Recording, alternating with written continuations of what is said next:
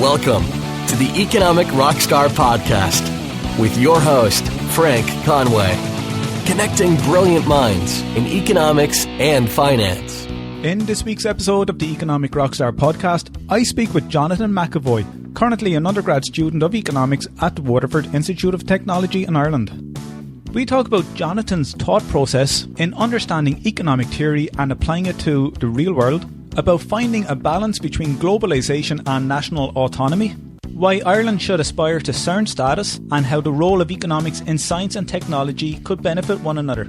Jonathan also talks about the importance of music and how timeless songs by the likes of Springsteen, Bob Dylan and Tupac capture the economic and social essence of the time. Jonathan also talks about his vision regarding the future of economics and the future of technology. You can check out the show notes page with all the links, books and resources mentioned by Jonathan at economicrockstar.com/Jonathan McEvoy.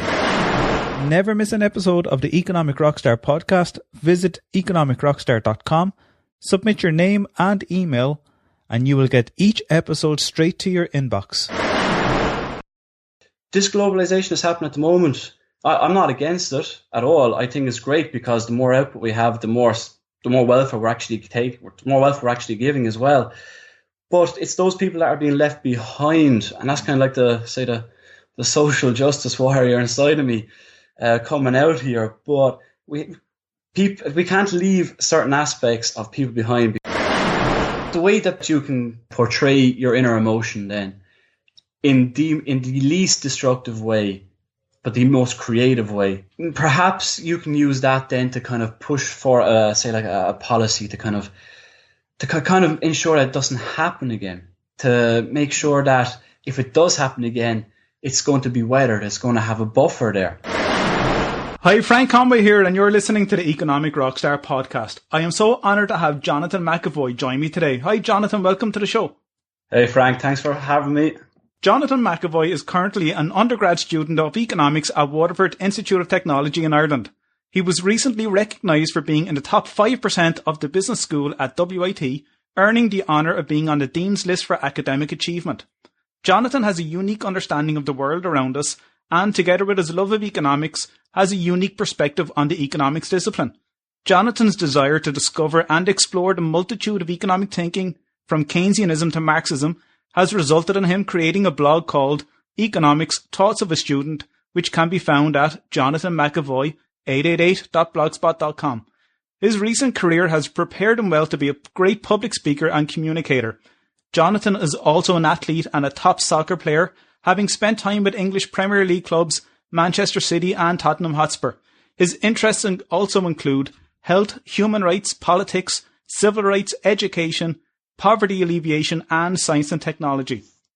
Jonathan, before we get on to your blog and your current writing and your current interest that you have in economics, I would love to find out firstly as to why you studied economics. I know a little bit of background in terms of, what you had done before that, and I'd love to know what you did and why you transitioned and doing currently to, studying economics. Yeah, sure thing, no problem. Well, I finished secondary school at the age of 17 from De La Salle College here in Waterford, and I moved straight into W.I.T doing applied biology. Now, I absolutely love science, love technology. I think it's just absolutely fantastic. But I've always had a kind of inclination towards, I'd say, the business side of things. So I spent 2 years doing the applied biology and learned quite a bit, but I just realised that I couldn't see myself in that field to actually be doing that for the rest of my life. So basically I took a year out and went working in a Waterford Crystal. Some of the viewers may know of it. Yeah. I worked as a tour guide, and that's where I really kind of honed my public speaking skills to a degree. It was just a bit of fun. I really enjoyed it. But after that year out, I just kind of realised that I need to further my education. And how I was going to do that was, because I really like business, I went in and I chose a business degree. Now, I'd done the 3-year course starting out, and I spent the first 2 years in there. After that, I kind of realised through the different modules that we were doing that I wanted to push into economics, because I just found that economics itself, it kind of worked towards my observation of the world around me. and it just clicked with me. So third year then moved from the 3-year course into the 4-year course, and went straight into the third year of the 4-year. Then pretty much went on work placement, and here we are now in 4th year last year. Really, it's just absolutely fantastic, just learning all different types of discipline, from economic policy to financial economics to capital markets. It's just fantastic to kind of get that, all those different type of viewpoints, use them to actually observe what's happening around, and then kind of try to make sense of the world around me. So that's really how I got into economics and why I love economics, to be honest. And this whole idea of, you observing the world around you in terms of economics, and perhaps in terms of science and technology, because that was your initial love as well. I'm just wondering, given, say, the climate that we're in at the moment, both political and economic, has that kind of given you a unique perspective on things that maybe another generation would not have? Because, when others had studied economics, say a decade or 2 decades ago, there was different events going on, and we may not have that type of thinking that you or others that are doing economics right now are observing. Sometimes, I know it's a kind of a cliche word, a cliche sentence that I hear people say, but history seems to repeat itself. And looking at it now, we'll take, say, current time, 2016, it's just been a mad year what's happening, especially in terms of, say, like globalization, where we have people being angry with what's after happening, say, in England and the Brexit situation, then people's anger in America and them voting in Donald Trump on the rhetoric that he was, shouting about. Now, I understand where these people are coming from, because to me, I feel that people are undereducated to a point on globalization, and they're angry because this whole globalized situation that's happening at the moment is taking people's jobs, their security, and you can see it a lot in, say, young men, young men and, say, pushing a little bit older, people who have been so used to a job and having it taken away from them. They were the breadwinners. They were bringing the money into the household. They are actually, providing a life for themselves. But if we look then, say, at the kind of comparative advantage, like Ricardian comparative advantage, the nations themselves are going to move towards the more effective and efficient way of producing goods and services, and also the output for our nation itself. So that kind of move towards a less efficient way of producing goods into a more efficient way of producing goods is going to have some collateral damage. So people are going to lose their jobs to cheaper, labor, say improvements in technology, more so moving from human labor into machines and robotic labor, that sort of thing. And you can see, I kind of went off on a tangent there, but bringing it back around to the past, you can see this sort of stuff happening after World War One, pushing then into World War Two, and the consequences of what happened to Germany after World War One, them getting the blame and them being given heaps of these loans at incredibly high interest rates that they couldn't repay back. It just made the German people a little bit, well, I'm not going to say a little bit more angry, because that would be an understatement for people like Adolf Hitler. But it just kind of, it's history repeating itself. So what I've been thinking a lot about recently is how to kind of buffer that, how to weather that, and kind of balance out, say, national autonomy with a kind of globalized economy. And to be honest, I have some ideas, but it will need like a group consensus, a group think tank to get together to actually really discuss these various ideas, have other people's viewpoints come in as well to it.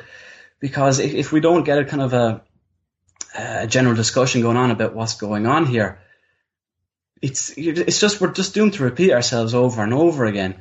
And what's going to happen in the future? I really don't know. It's an interesting question because you actually wrote a post on that on your website, and this is only recent. I think you only released it there early this week.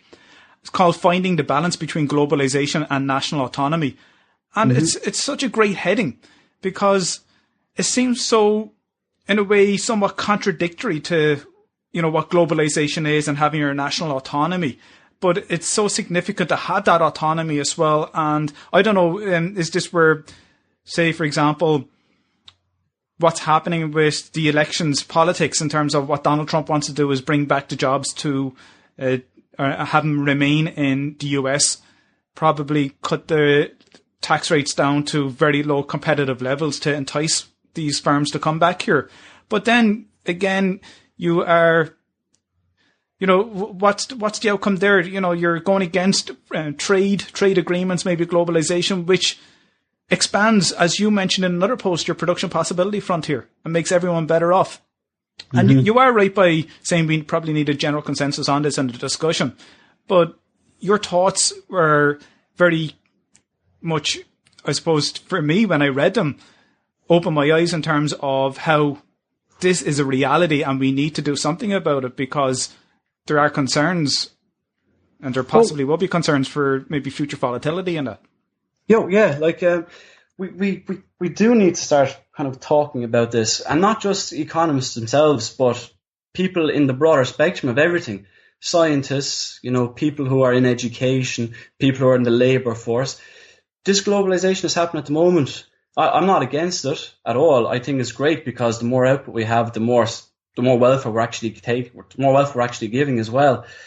But it's those people that are being left behind, and that's kind of like the social justice warrior inside of me coming out here. But we can't leave certain aspects of people behind because you can see in, say, like science fiction movies, take like Blade Runner for example. You have like a corporate culture coming in. They are pretty much expanding an income variance between, say, the upper class, the high income earners and the low income earners, and just kind of pushing that divide so that kind of middle class isn't really going to be there possibly in the future. You're going to have the upper middle class being pushed into, say, the more wealthier side of things, the lower middle class being pushed into the kind of the poorer side of things. So what I personally think needs to happen, I can't speak for everyone, I can only speak really for myself, is that balance between globalization and national autonomy, some sort of balance will need to be found there, because we're Irish, we're living in Ireland, the Irish people, the Irish government, Ireland itself, it relies very, very heavily on foreign firms and foreign direct investment. So say, for example, if Donald Trump came along, well, he has come along, he's here now for at least 4 years, but he's come along now, he's going to say, I'm going to bring my jobs back, I'm going to get people back to work, I'm going to put embargoes, put tariffs on, say, Chinese steel, I'm going to get, that kind of Rust Belt area back working with the kind of steel industry itself. It's hard for those people not to be seduced by that, because they're giving hope, they're giving an opportunity that they could possibly capitalize on themselves. But here for us in Ireland, you take that foreign direct investment out, those foreign firms out, and because it's cheaper to operate in their home country, there's going to be a lot of people here in Ireland, very highly educated people, people that are doing a lot for the country, a lot for the economy, that are going to be thrown out the door. Those people then will have to try to find new jobs. And they're going to start taking in social welfare themselves to kind of, cushion their fall for the time being so they can go out and try to find other jobs. More than likely, they're going to up sticks, head off again. It's been happening here the last couple of years. People going to America, to Australia, to New Zealand to find work, over to England. You see it happen with our nurses here. But it's a very, very tricky situation. But if we had some sort of foundation here to actually kind of get, small to medium enterprises to actually kind of work here, to expand, to have that safety net so that people, if they do fall out of, say, like a multinational corporation, say like a Google, for example, they have probably something to fall back on here, and they won't be upping and leaving the country, because we do have a lot to give to people. And I just want to see that Ireland's potential is going to be really diminished because of, geopolitical, anguish at the moment. We had a conversation recently. I suppose I'll put it out there to people who are listening right now. I lecture you. Yeah. So at the moment, I lecture you on a module called Financial Economics, and within that module, we discuss some thinking, such as Keynes's animal spirits. Mm-hmm. And I suppose that's kind of touching on what you're talking about here, in terms of Keynes has identified that we have there's human action and there's human desire in the economy that could trigger or could influence business cycle fluctuations.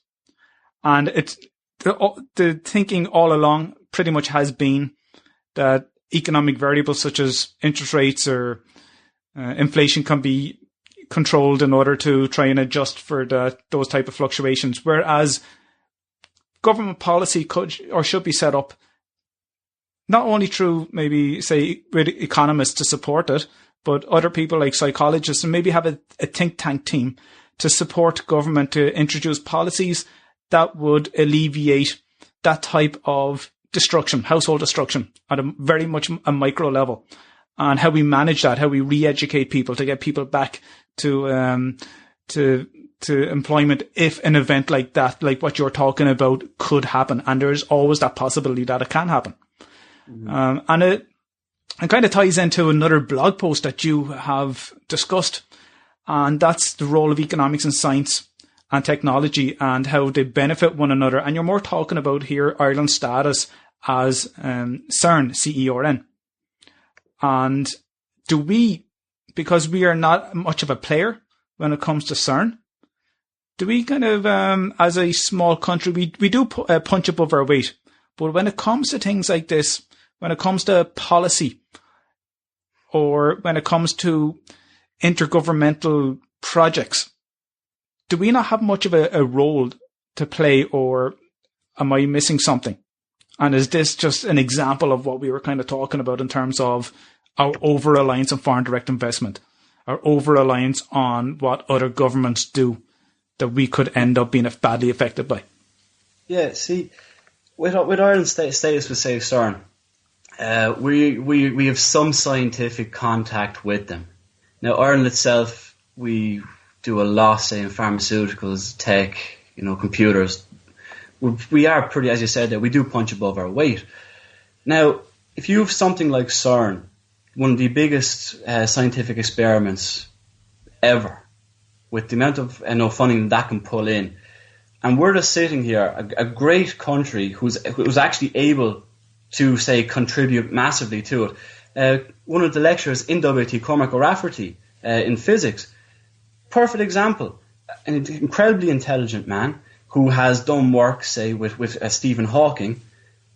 He won't be able to work. He'll have some contact with CERN, but he won't actually be able to really get his fingers in there and mush around and really understand what's going on. But he still has that contact there. Now, to me, that's a travesty for Ireland, because we do work with the ESA, the European Space Agency. We've done bits and pieces, say, for like rockets going up. We've done some stuff for the Philae lander that went around close to Pluto and taking photos for it. Some of the stuff, like 70 companies here in Ireland actually do work for the ESA. But if we can open that up to, say, CERN status, we're opening up a load of opportunities, a load of avenues, especially in, like, say, the physics side of things. We're kind of lacking in that department. And the more investment and funding you can put into, say, like the science and technology side of things. Now, I might be biased here because I love the sciences and technology side of things, but the more investment you can put into that, the more innovation you're going to be able to get. And the more innovation you have to get, the more ideas, the more life-changing opportunities you're going to bring, not only to the country, but around the world as well. I'm actually sort of working on a piece at the moment, Future Economics and Future Tech, and just kind of thinking 50, 100 years down the road with the kind of intertwinedness of, say, economics with science and technology, and where we're going to be, say, in 50 or 100 years' time. So, for example, you could be looking at, say, like an agricultural revolution, excuse me, where you're going to have places like, say, San Francisco, Los Angeles, New York, Paris, who have these big, massive skyscrapers. But those skyscrapers can be used, say, for kind of vertical farming, where you can be able to grow crops from like maize, corn, potatoes. You can be able to grow different types of fruit, different types of veg. And they could use like different hydroponic and aeroponic methods to actually grow these things without actually using, say, a soil medium. So you have all these various ways that can actually be put into, say, an industrial use, have big, huge, say, farm towers in the middle of these cities, growing all these various different types of food sources. They'd be, pretty much very, very fresh. If you're, say, like a business or someone going into that, say, kind of industry, then you're going to be looking at, I won't actually need a lot of money put aside for distribution, because if I have, say, a farm tower in New York, a farm tower in Paris, in Berlin, in LA, all I need to do is just harvest it. I can bring it downstairs. I can then might have, say, like an electric vehicle of some sorts going around the city, dropping all these things off, and it's there. You won't be spending a lot of money, say, on distribution or the money on, say, like a product lifespan. Now, I could be wrong because I don't work in that kind of industry, but that's what's hitting me. Other things then you could be talking about would be, say, I know we're going to kind of go a bit space mining here. That's fine, because I spoke to a professor, Robin Hanson, and he was talking about the age of M, or brain emulations, and he has fantastic views on what he thinks the future is going to be, and we're going to have rapid accelerations in GDP for a certain time period based on how we can use our brains and download our brains onto computers and have kind of workers for us, our own brains to work for us, while we physically can enjoy more increased leisure time. Yeah. So you work away with your thoughts, because, I'd love to hear them, Jonathan. Yeah, cool. No, it's just, I'm just probably just going off rambling now for like a couple of minutes, but it excites me to see where everything could possibly be going. And the science itself can only achieve that kind of push forward with only the economic incentives to actually get behind it and actually drive it. And it's kind of a symbiotic relationship between economics and, say, science and technology as well, because the more science technology you kind of invest in, the more, say, like innovation you can get in, say, computers. The more innovation you can get in computers, the more you're going to see more studies, more research being put into, say, like cognitive thoughts and cognitive processes, cognitive data analysis.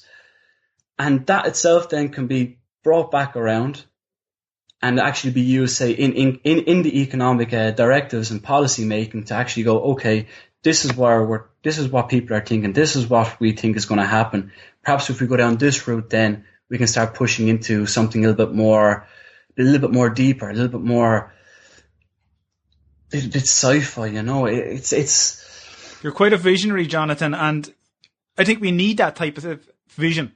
We need that type of thinking. How, entrepreneurs do it. Mm. It's. We can talk.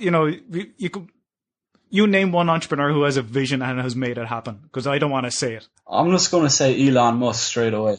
Yes, that's who I was Elon Musk, like what a guy. He's just after, the whole Tesla thing he's doing at the moment, SpaceX, Solar City. It's absolutely fantastic. And he has this vision of, I want to put people on Mars. Like, that kind of innovation is just, it's absolutely incredible. So if you can imagine then, if we have people on Mars, yeah, it's absolutely crazy, but it's like the future is now sort of thing. And it excites me so much.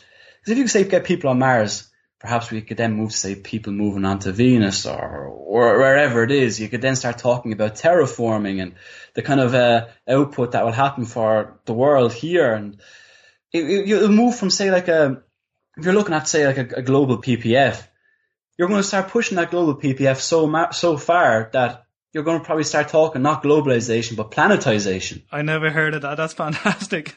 A planetary PPF as well. Yeah, so it's really the limitations, what you can only think of. You kind of just be a little bit imaginative and just kind of go a bit mad with it sometimes.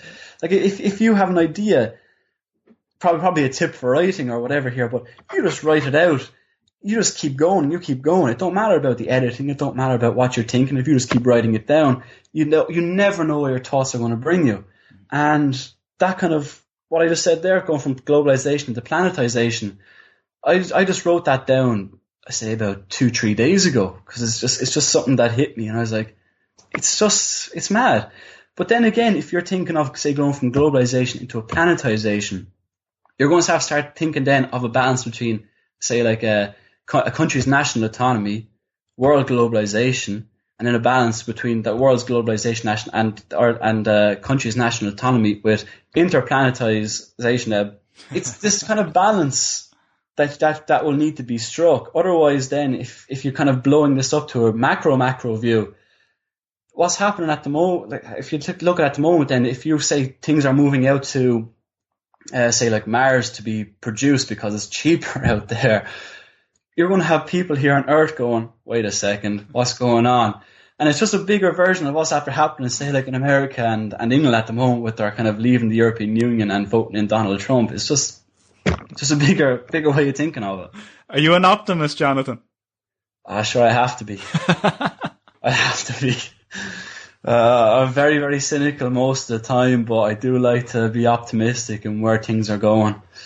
And I can only imagine how something like this could throw the economics discipline way off in terms of what we're doing right now. Say, for example, pretty much what we're doing right now is Samuelsonian economics, the principles of economics textbooks that we have. And there are limitations with the teaching of economics today. You have your principles or your laws of supply and demand, and how we have introduced mathematics into the discipline, and we have a theorem and then trying to establish proofs for that theorem. And then we repeat the same for another type of theorem and we have a proof. But largely, they do not reflect what is actually going on. And there are a number of economists out there that are challenging this. And one of them I'll be interviewing shortly in another episode soon after you, Jonathan, is Professor Deirdre McCloskey, who, along with two others, have written a book called, I think it's called The Economics Conversation. And she wants and has introduced this as an undergraduate text that would be different to the ones that we're familiar with, more so Econ 101 and 102. And she wants to have that discussion, that lecturer-student discussion, to introduce all the types of economic thinking, including Marxists, Keynes, Smith, and have that debate, that rhetoric that we need in order to try to understand the economy around us and to accept that people have different views and different viewpoints, because they may be upper class, lower class, they may be of different gender, different race, and everyone has, I'm sure, a different viewpoint on how certain aspects of the economy affects them personally. Now, that sounds right up my alley. I like the sound of that. I really, really do, because there's people think, say, there's a duality to humankind, let's say. It's very, very black. It's very, very white. If you're either on this side of the fence or you're on that side of the fence. If you're on the fence, you're an idiot, pretty much. You know, you have to pick a side, and whatever side you're on, you want to destroy the other side because your side is right. It's just kind of the way, say, human thought is. But obviously, we've all kind of said, we try to make everything black and white because it's easier to categorize that way. But what if it's not, you know, a duality? What if there's like a kind of a spectral thought pattern? Now you hit upon, say, Marxism there and Adam Smith. Like Adam Smith, to me, say like Wealth of Nations, I'd say that'd be more, that's kind of leaning more so kind of free market, and therefore that more sort of kind of free market side of things is more so, say, pure capitalism. Whereas then you take, say, Karl Marx and Friedrich Engels, who wrote the Communist Manifesto, obviously they're going to be on the other side of the spectrum, where it's very, very government orientated and everything is, say, we'll say equal. So there must be, it's not just, this side or that side. There's grey areas in between and different shades of grey that you can go from one side to the other. And I thought about this quite a bit, and I've done a piece called Spectrum of Capitalism. And I kind of thought about, say, communism and capitalism and, them coming together in kind of a spectral sort of way. And that kind of pure, say, capitalist thought pattern be very, very industrial. And people, they don't think of, say, like the negative or positive externalities of them wanting to make that profit, and that profit being, the be all and end all. Then you have, say, the kind of more left-leaning people, the kind of Marxists and the sort of communist kind of thinkers, where, yes, they do look for a kind of social equality, but that social equality is going to come at the cost of, people begin to get very, very lazy and not actually wanting to work because everything is given to them, and they do have a job and everyone has a job. They're only earning this certain amount. They can only, they get the one car, they have the one house. Everything is the exact same. There's no, say, kind of goal or aspiration to kind of climb that ladder to kind of make yourself more better off and increase your own personal welfare. Because there's just no incentive to do it. And you see that with the old USSR. And that's pretty much how it all collapsed in itself. Yeah, like you're not going to get innovation from it at all. Whereas, say, then if you're purely industrialist and purely capitalist, yeah, there's going to be a lot of innovation going on, but there's going to be a lot of people left behind, and those people are going to lose out on their welfare. So, where is that balance? I think I keep just talking about this balance thing over and over again, like balance between globalization, national autonomy, and this balance now between, say, capitalism and communism. But it's that finding that balance so that you can have the most people affected in the most positive way. It's tricky to do. It's very, very tricky to do. And that kind of duality mindset, it's not kind of being broken down, but it's more so being, say, reinforced with various other externalities that are around us every day. So, for example, your political system. Now, we're lucky here, say, in Europe, where it's not just, say, in America, where it's Republican, Democrat, and a very small minority of third party, where it's just totally forgotten about. But here in Europe, we have a variety of different people to choose from, and variety, it is the spice of life, and especially for in the kind of political scene, because you can say, okay, we've tried it this way, we don't like it, let's go this way. Then after that, no, you've messed up as well, so those two people messed up, let's go this way then. So it does give you that kind of that choice and that option. And the option is pretty good. So it kind of gives a little bit of a spectral thought process to it. But it's everything is kind of geared towards duality, black or white. Even say with like everyday advertising, buy this, and you're going to be this. You're going to be like much better off, or don't buy this and you're going to be not as well off. That's the way I would be thinking with certain aspects of this kind of spectral thought. I don't know, maybe there's something there. I'd like to talk to more people about it, kind of get their viewpoints on it as well. I'd love to know, based on that type of thinking that you have in terms of the duality and creating the balance between the different types of understanding in economics, or, the policies that we have at national or global level. Do you think there could be ways in which, and I'm sure some universities out there are actually introducing this in their lectures as well, and some of the economics or finance modules that they deliver. But from your own personal experience, is there any way or criticism that you might have? You mightn't know, but if there's any criticisms you might have regarding what's lacking in terms of the education that you or other people that you know may have regarding our discipline of economics? The economic discipline, it is nice and broad, and it can be applied to many sort of different subjects, and it is observational, and there is a lot of it's not just hard figures like say in maths, and it's not pure psychology. It's got kind of meshing together of, say, like maths, but also the irrationality of psychology and the human psyche.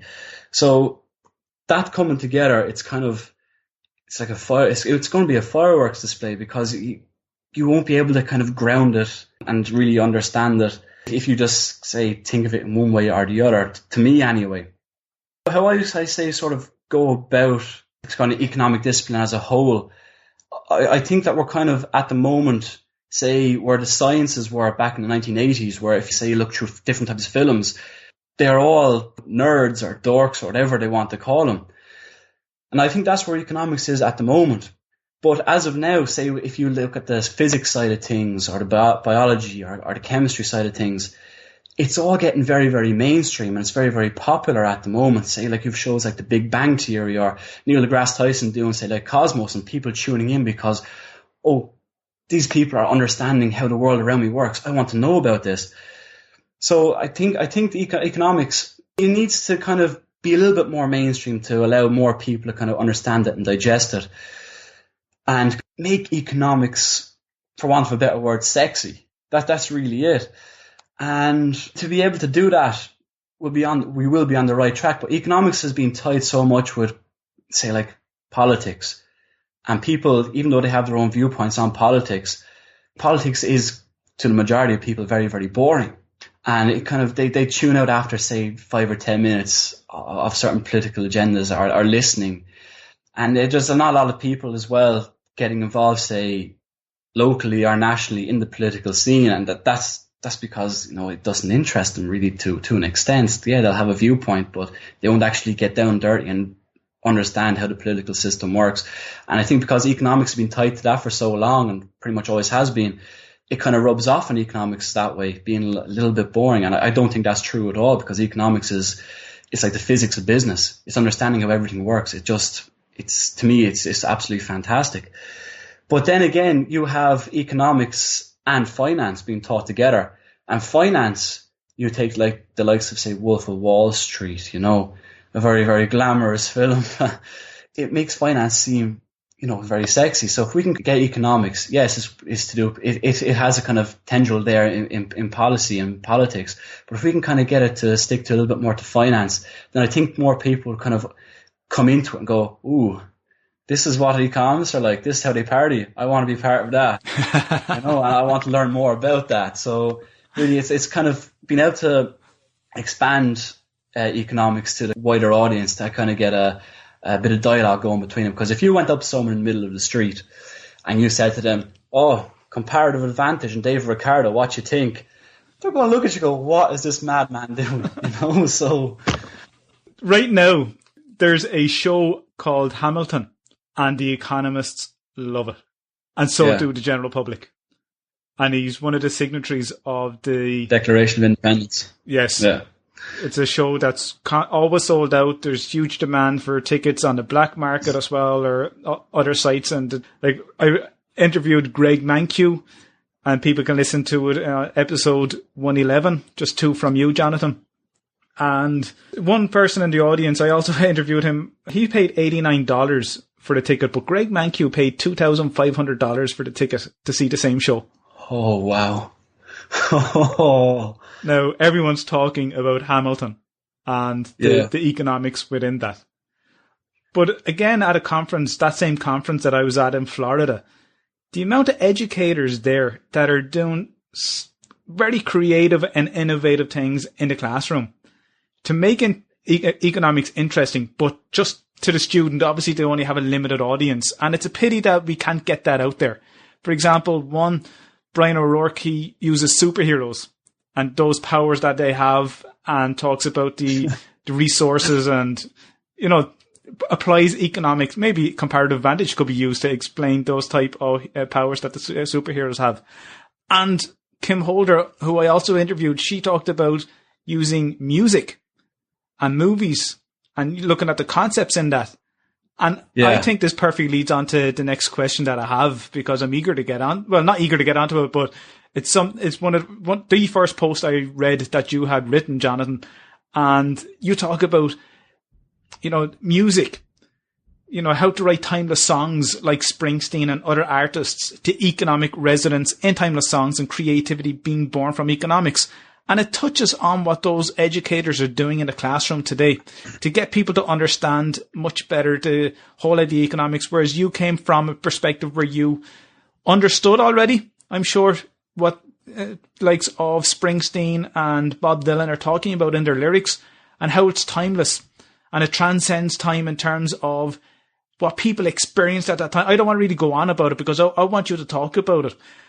How can we use music to understand these economic concepts, or to understand what has gone on in the past in terms of economic history? Because I think it's really a great way of capturing that essence, capturing that feeling, capturing that period of time that might have had economic angst, or, that type of feelings. Yeah, I know where you're coming from there.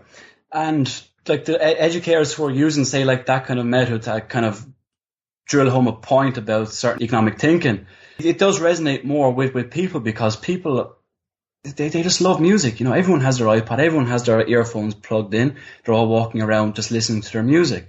It don't matter if it is, Bruce Springsteen or Bob Dylan, Tupac Shakur.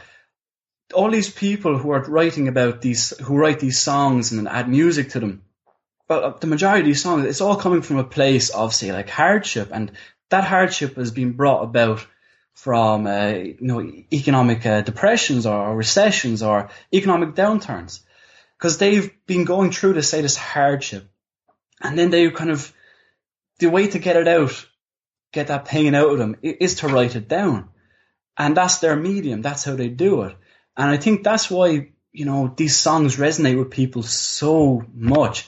It's because everyone has been through some sort of hardship in their life.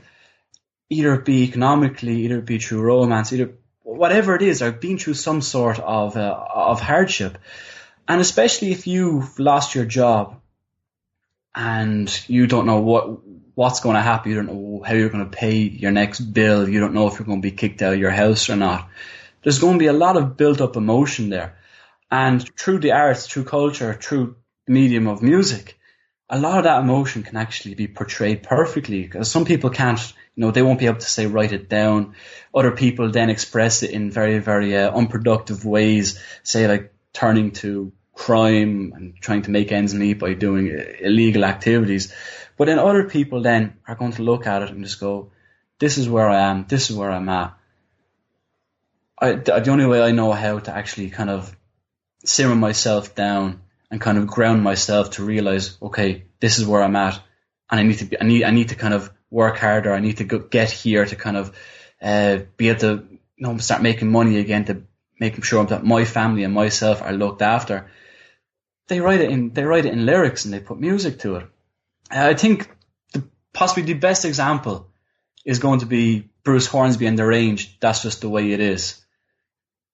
And some of the lyrics inside of that, I'm not going to sing it now, but some lyrics inside of it, it just talks about it. It's talking about like someone begging on the street for change, some guy just walking by and saying, "I'll get a job, you lazy bum," or whatever.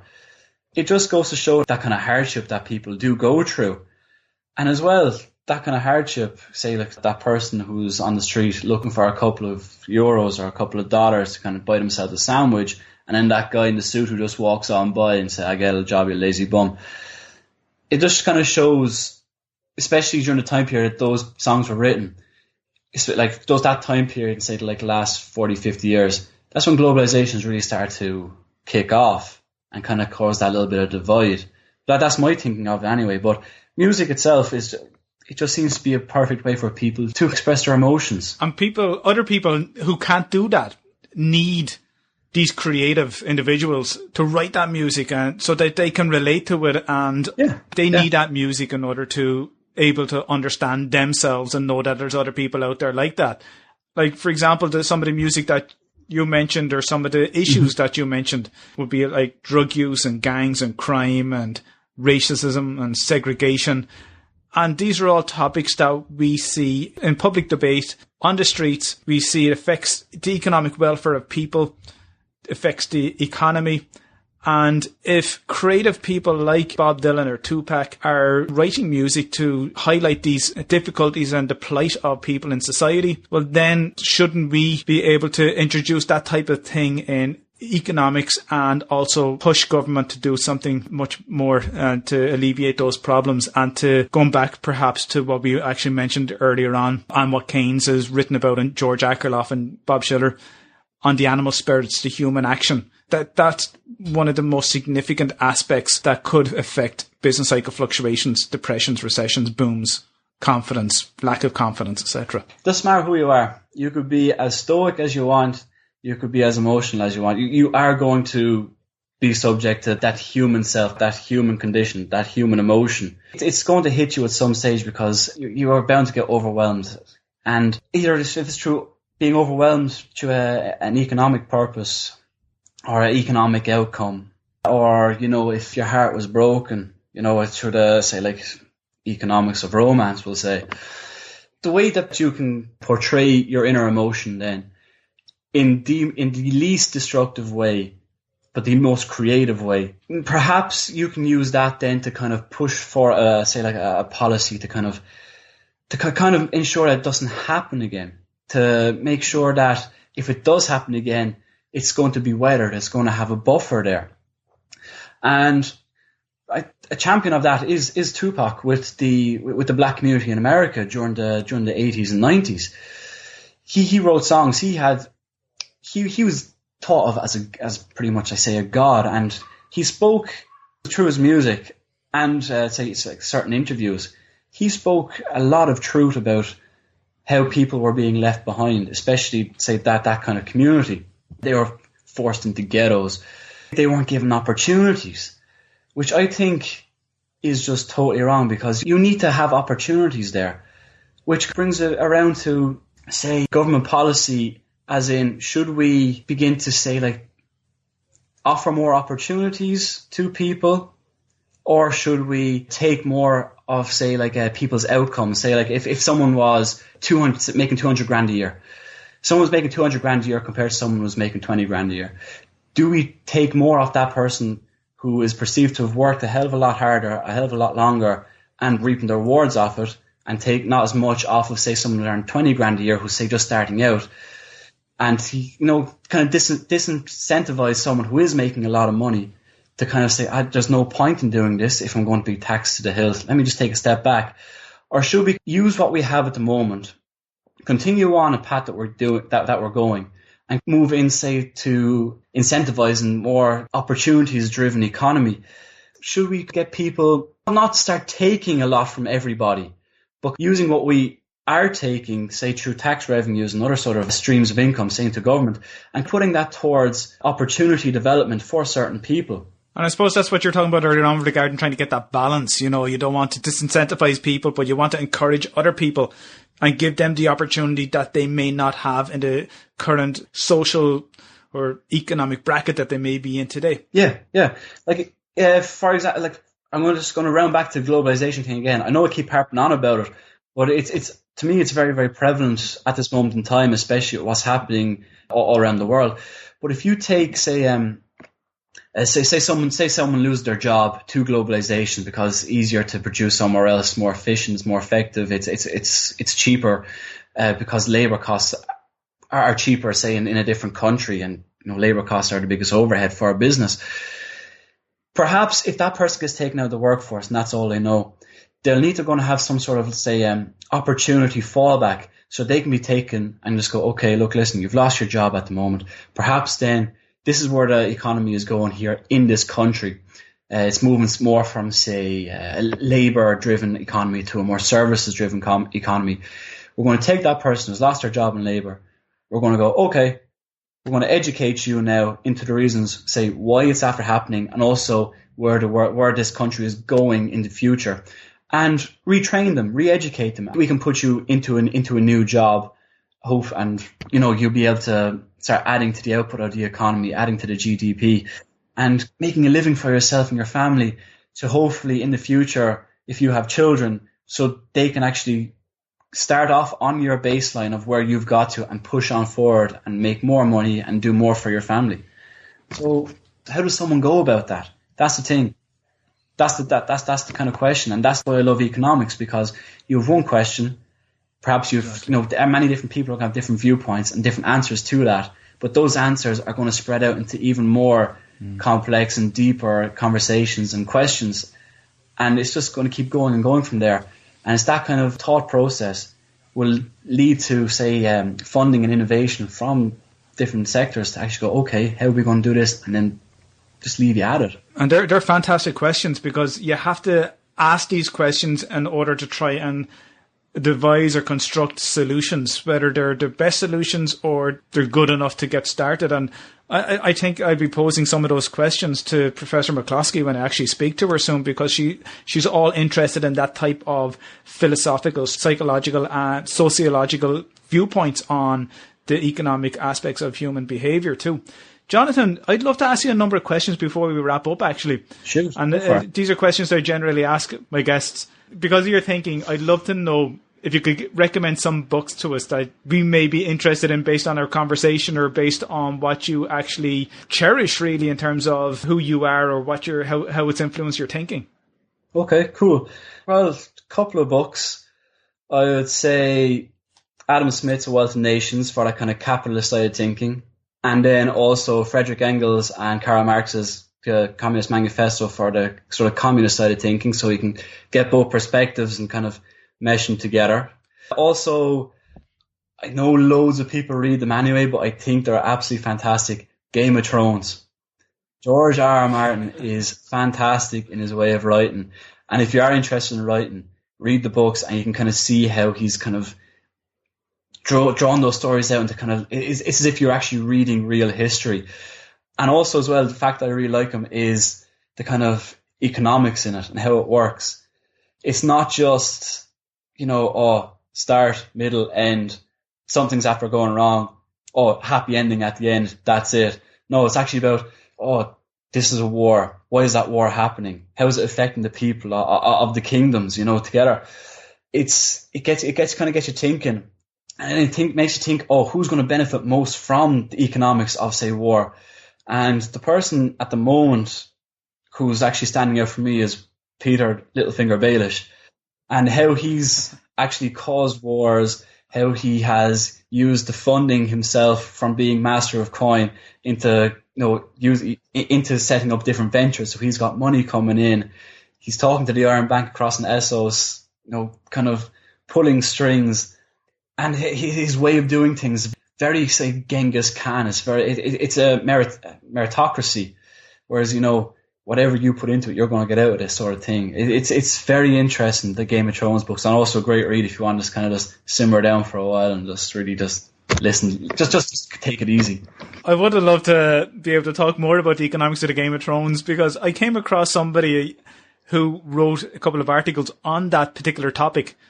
And I hadn't watched the Game of Thrones or read the book. So I said, right, I'll have to do my own little bit of research before I get in touch with him. But you would have been the perfect guy, I'm sure, to be talking about this. If you have a chance, just either watch it or get into it at some stage. If you have time, you really won't regret. There's a reason why people love them. If you could step into the DeLorean and time travel, what era would you go back to? Who would you like to speak to? And what do you think you would have? What kind of conversation would you think you would have with them?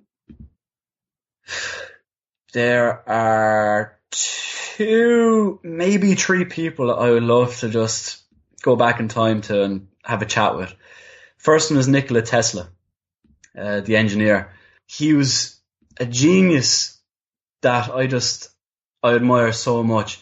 And I'd just love to sit down with him and just talk to him about everything and anything, because if his brain worked in a certain way that he was able to do magnificent things with electricity that just blow people's minds, I just want to sit down with him, just talk to him, and just kind of get a grasp at what he's about and how his mindset is and how his viewpoints are and where his thinking goes. Is he scattered? Is he very, very refined?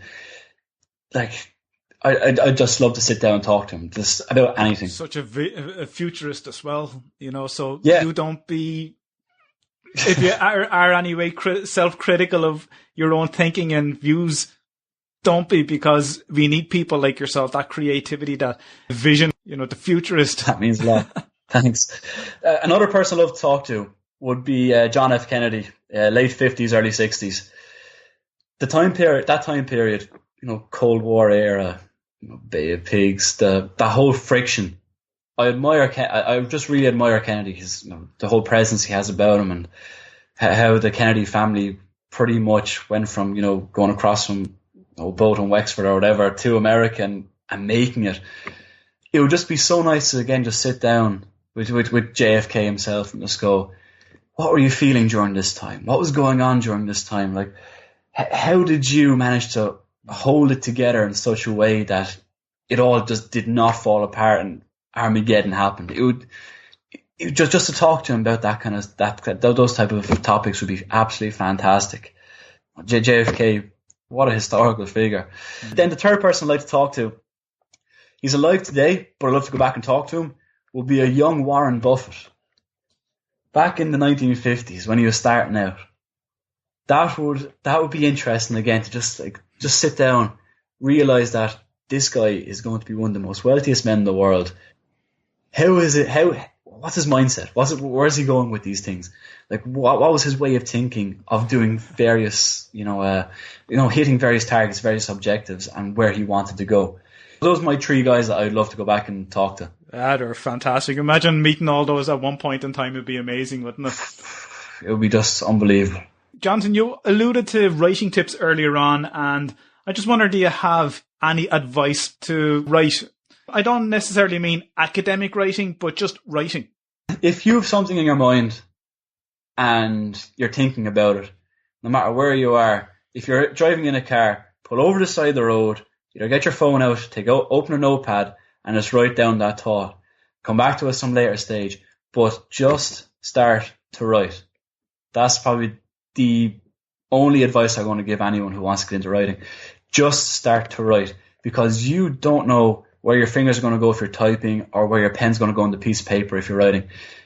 It could go anywhere, and as you're thinking about it, as you're writing, you're going to have offshoots coming at you left, right, and centre of different ways. Oh, what if it went this way? What if it went that way? Or this way? And just write it down. It doesn't matter what you write down or how much you write down, as long as you put something down, because you can always come back and expand on it. You can retract from it. You can edit it.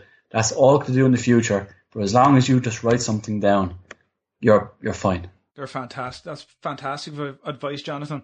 Jonathan, thank you so much for being so inspiring and for joining me on Economic Rockstar. I had a blast and I personally learned a lot from you. Share with our listeners where they can find you. Oh, well, they can find me on Twitter. My handle is Jonathan McEvoy. The Owen McEvoy is a 0, so look out for that. Also, as well, I'm on LinkedIn if you want to add me there or just have a chat.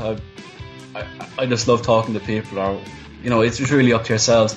I don't have a Facebook or any of those other social media sites. I'm just off them, but if you want to add me on LinkedIn or Twitter, just type in my name and we can have a little bit of a chat. Maybe something can happen. Maybe we can start banging viewpoints off each other, and maybe a little thought baby will be born. Yeah, and go to your website, jonathanmcavoy888.blogspot.com, and make comments and build up that relationship and develop thoughts. That's it. You can find all the links to Jonathan on economicrockstar.com/Jonathan McEvoy.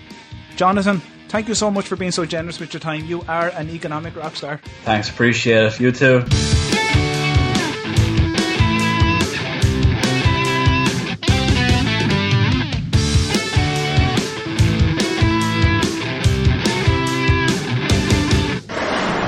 If you enjoyed this podcast, why not leave some feedback or comments on the show notes page on economicrockstar.com, where you can also sign up and be a member of the Economic Rockstar community. If you're listening to this episode on iTunes or Stitcher Radio, I would love to have some feedback and for you to leave an honest rating and review, as this will help with the rankings of the show so that more people can find it. If you're listening on the website economicrockstar.com, make sure you check out the back catalogue of all previous episodes and interviews with some amazing professors and authors at economicrockstar.com/podcasts. Thanks for listening, and I really appreciate your loyal support. I know how much you love audio, so why not get a free audiobook with Economic Rockstar today? I've teamed up with audiobooks.com to bring you this amazing offer. Visit audiobooks.com/rockstar to download your free audiobook now.